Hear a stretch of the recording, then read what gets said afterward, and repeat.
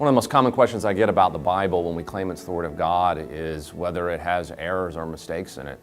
In fact, you don't have to be in a conversation with your non-Christian friend for more than about 5 minutes before the claim is made that, wait a second, the Bible has all these errors and mistakes and contradictions. And that's an important question, and Christians have had a very clear answer to that question. Our belief is that whatever the Bible affirms, since it's the voice of God, always affirms what is true. And this is what we call inerrancy. It's the belief that the Bible doesn't claim to say one thing in one place and a contradictory thing in another place.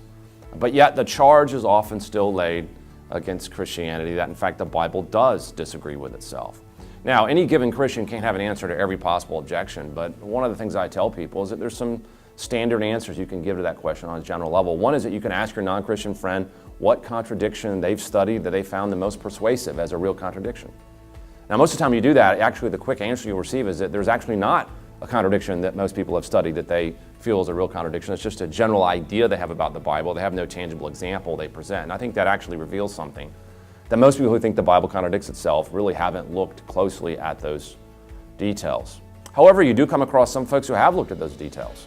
And there are passages that are difficult and tricky, and sometimes we have to dive into those and help people understand why those aren't contradictions. And often there's misunderstandings about the way history works. For example, people look at the Gospels and say, well, look, one Gospel has the stories in this order and another Gospel has the stories in that order. And they don't realize that in the ancient world it was not unusual to tell stories that aren't in chronological order. You link things thematically, not necessarily chronologically. Others look at the words of Jesus quoted in one Gospel and they're slightly different than another Gospel, and they think, hey, you have a contradiction here. And once again, in the ancient world of the way history was done, you would often quote people in a way that wasn't necessarily verbatim or exact like we would in our modern day. You would summarize somebody's statements, you would paraphrase it, you would reword it on purpose to meet the needs of your audience. That was very common and normal and accepted. There's no reason to think that counts as a contradiction.